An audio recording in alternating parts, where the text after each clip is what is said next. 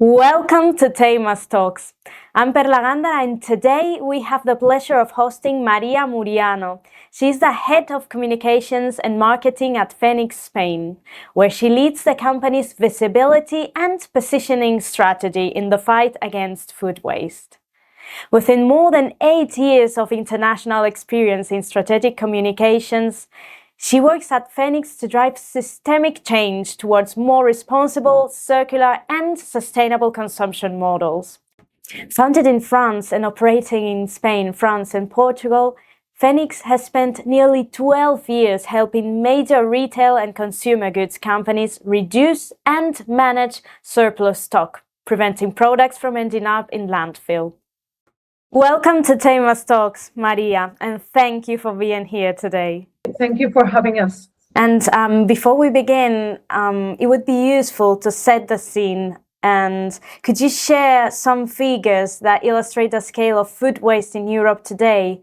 And how has the situation evolved over the past few decades?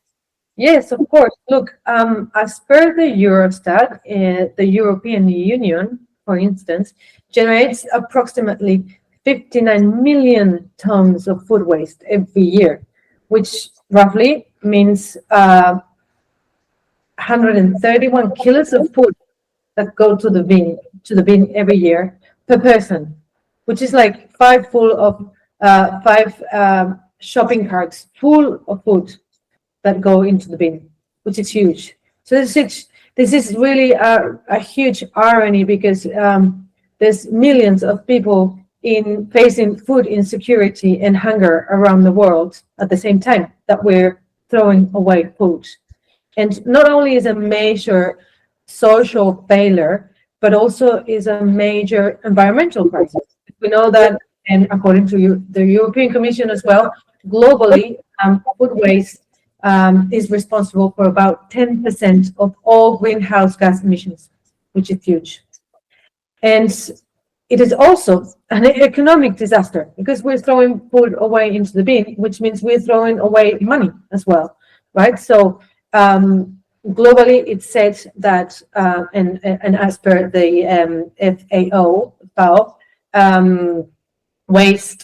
food waste costs about $1 trillion every year, which is huge as well. So we're talking about a huge structural and major issue that we need to face all together. So a few decades ago, food waste was seen as something something normal, a cost of doing business, right?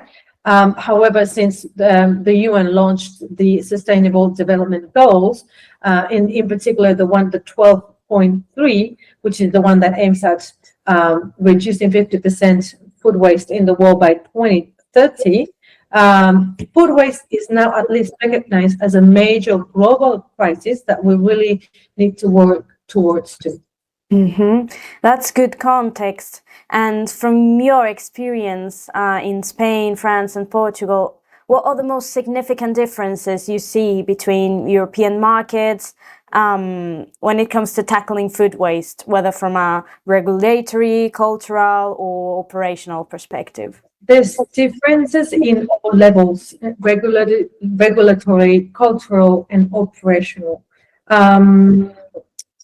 To start with, France is a pioneer when it comes to a regulatory framework that tackles food waste.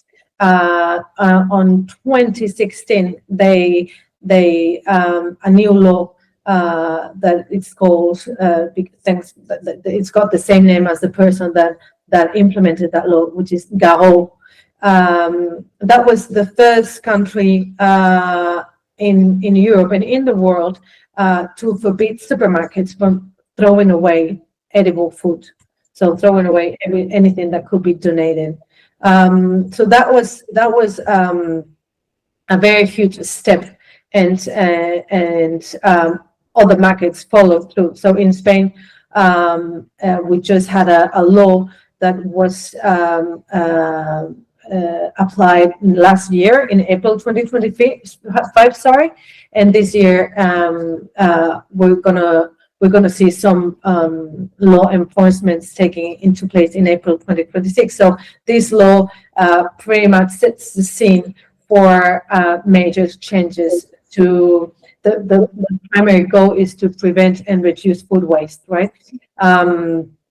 Portugal does not have a law per se, but we've been seeing that companies are starting to be more conscious and starting to see that it's something that is part of their sustainability goals to tackle food waste, right? So yeah, we see differences, but we see a common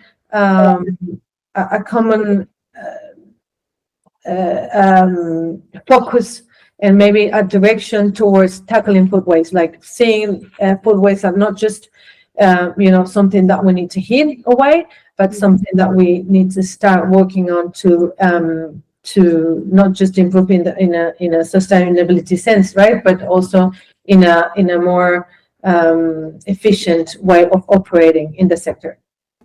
And now, Maria, looking at the value chain as a whole, where do the most critical failures that generate food waste currently occur? And why do these issues remain so difficult to address within organizations? Well, the most critical if you look at the entire value chain for food, we see the critical point is when in the production stages, right?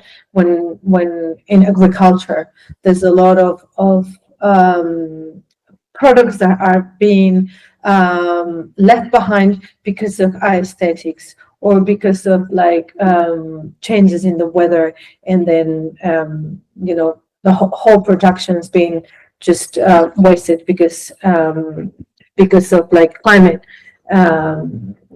matters.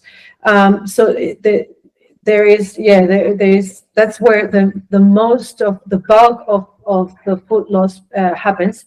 But there's also a lot of and we're talking about percentages, right? But there's a lot of food waste generated as well in the retail stages. It is about 5% of the entire food waste is generated in retail, which is not huge in terms of percentage, but it is very significant when you see total amounts. And it's also we see a lot of bandwidth in terms of improvement. There's a lot of things to do, like in the production as well. And there's a lot of new technologies that are being developed for producers to try to adjust crops and try to go with the new climate scene, and also to a lot of projects trying to get whatever is left on the fields to be recovered. But there's a lot of to do in retail.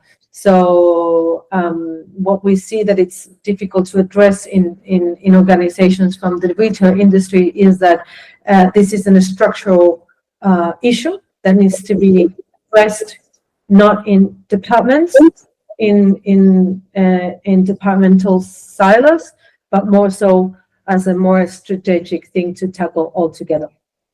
And following on from that, many companies still view food waste management as a cost or a compliance requirement. What practical levers can you turn it into a financial, operational, and reputational opportunity? Yes, of course. That's totally true, and this is what we try to change. We've seen with our clients that reducing food waste, is not only driving cost savings, because you avoid destroying food and paying for third-party suppliers to destroy food, and you also have huge tax benefits in France, for instance, that can help you a lot with that, and that makes tackling food waste value for money. And mainly in France. In Spain, we're not there yet, but we're trying to get there in the tax sense. And that's the economic side of things. In terms of operation and regulatory opportunity, it's we're seeing that with reducing food waste, we're trying to put processes in place that help retailers, that help companies from the FMCG sector, that help them organizing how would you say, organizing teams and getting data from our technology to be able to make decisions down the path. So, for instance, when you measure food waste, you can understand why food waste is being generated in the first place, and then make decisions to prevent it in at origin, right? So we're helping with the tax. We think that the tax side of things is very helpful, but mainly we're saying that with data they can make better decisions. And also in terms of communication and reputational stuff, we're seeing that retailers communicating with their consumers about how well they're managing that side of the business is it's helping with the fidelization of customers, that getting customers to come back to that store because they know that they do it is right. That's a very interesting point. And to better understand how these strategies translate into real-world impact, could you share a concrete example, a Phenix success story, for example, with data that shows how a well-implemented strategy can lead to significant reductions in food waste? I've got two examples here. It's one a retail example and FMCG examples that are very different. In terms of the retail client that we've got, they've got about 200 shops around Madrid, for instance, if we're talking about Spain, within 6 months of implementing processes where they could select products that were going to go to waste and mark them down, but also put them into a donations process. We were able to reduce food waste 50% in just 6 months. Mm-hmm.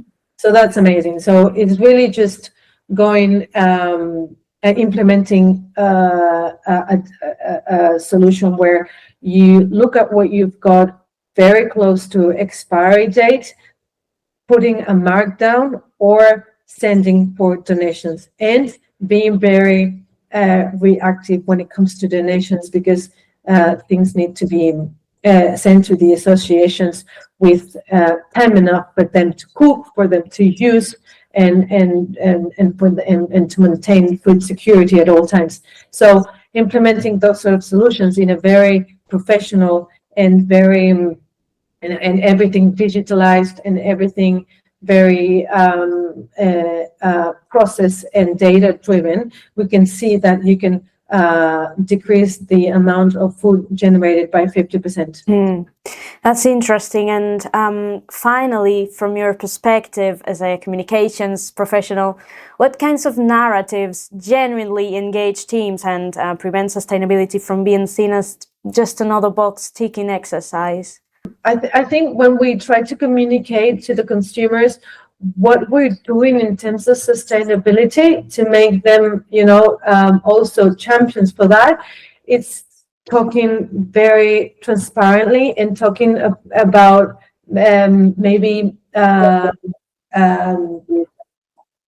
things that they understand. I see a lot about, talking about tons of food, amounts of food waste and which, it's very hard for people to understand and to understand the impact of that. I think we need to talk more about, how many, shopping carts we like, the equivalent, right?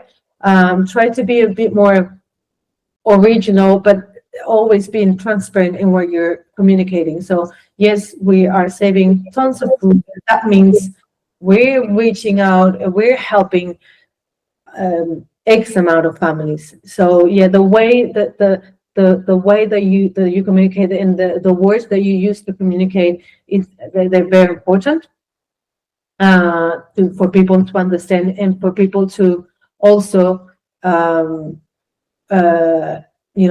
feel part of that, and then be able to choose their stores depending on how good they are working towards a sustainable environment, sustainable society. Thank you so much for sharing all these thoughts and your experiences. No worries. Thank you guys for letting us tell the world how important it is for food waste to be tackled. And thank you for having me. And this concludes today's conversation. We'd like to thank María Muriano for sharing her perspectives with us. And thank you, as always, for tuning in to TEIMAS Talks. Join us next time for more conversations on waste management and circular economy. Until next time.